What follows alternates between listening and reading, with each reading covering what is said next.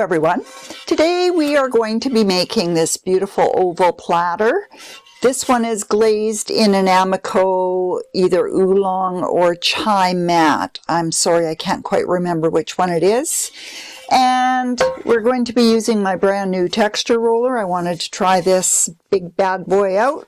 So that's the texture we're going to be rolling on that. So let's get at it and get this platter done.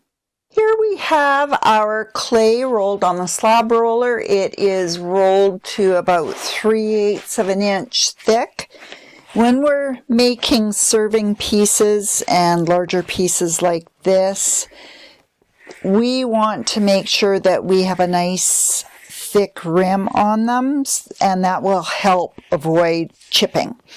If you make your rim too thin, it is very prone to chipping, and once it chips, then we know everything might crack after that. So I am going to compress both sides of the clay. We know we have to do that for strength and integrity. We need to align those particles. That will make your slab piece less likely to warp and crack. As we compress this, it does stretch it out a bit, and I need a little bit of stretch in this to make it large enough for my form.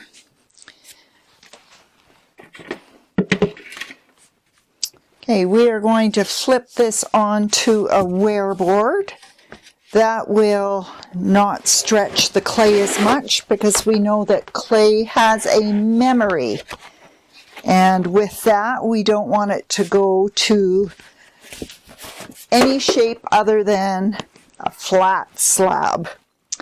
So I'm in the process of changing clays, as you can see in my pug mill. They are all of the same shrink rate and firing temperature.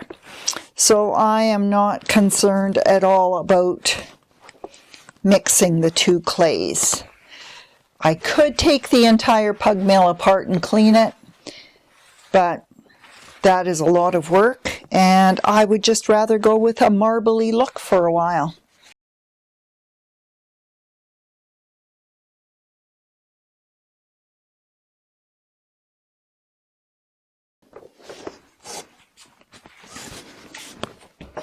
This will also put the marbling on the back side of the platter, which will give it an interesting look.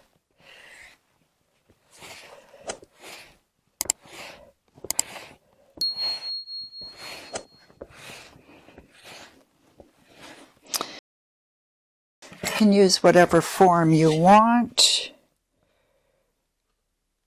We look good on width, but we are going to need a little bit on the length.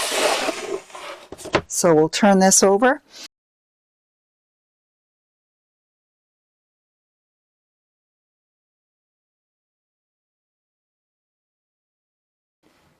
I think we will just put a little cornstarch on here to make it not stick. What the cornstarch does is it slightly dries this top layer and removes some of the stickiness. My clay is not that soft, so we shouldn't have an issue, but better to be safe than sorry. I usually get more cornstarch on the table than I do on my work. I should be called the messy potter. There we go. Okay, I will roll the first swipe down the center.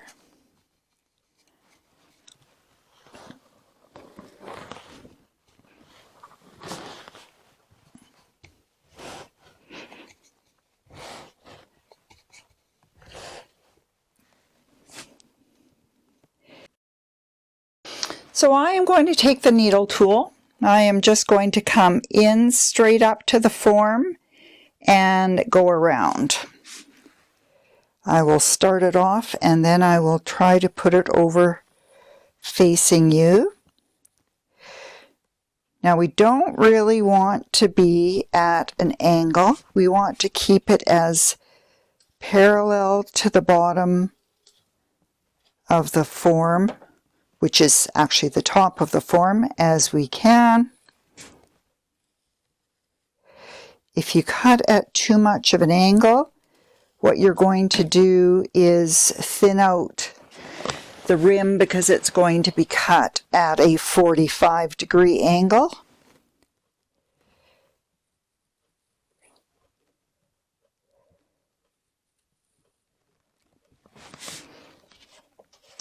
There we go. And again, I will just take the slightly damp sponge and we are just going to soften this rim just a little bit. A little more water at this point, but not much. So doing this will make it easier to clean it up afterwards when it's off the mold or off the form. You can use, if you don't have wood forms or plaster forms, you can use something that you've picked up at Dollarama or one of the dollar stores. Just put some cling wrap over top of it so that the clay doesn't stick to the plastic. What you do want to be mindful of always is that you're not wrapping the clay around onto the bottom of the form. If you do that, it is going to shrink and be hard to get off. So this is about all we can do for now. It has to sit and firm up just a little bit because it's not a really high wall though. On the rim, we don't need to let it sit up very long.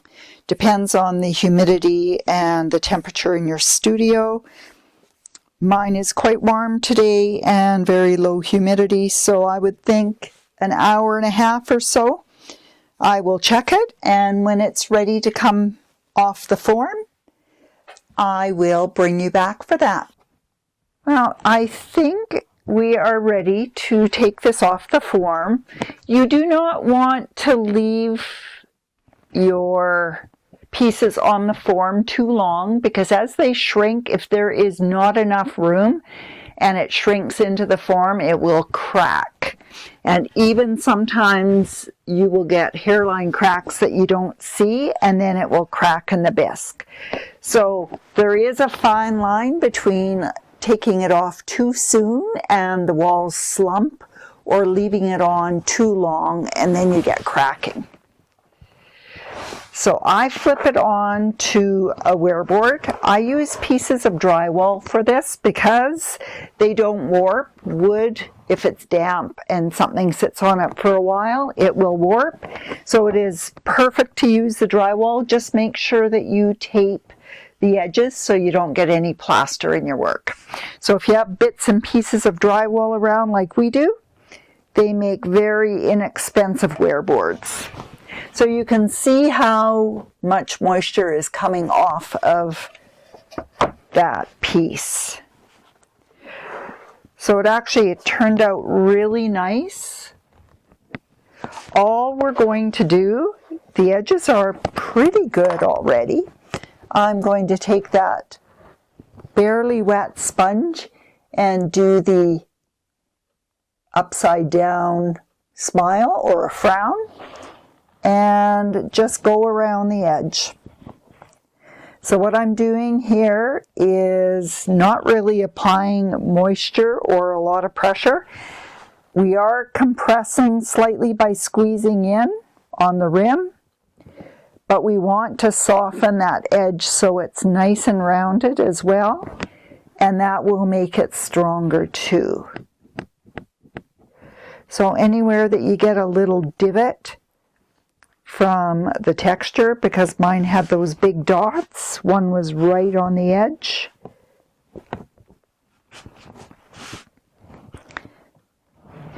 And we don't like to use a lot of water here because that will moisten the clay and it could slump on you. But a little bit of dampness in this sponge is just fine. You can also use your fingers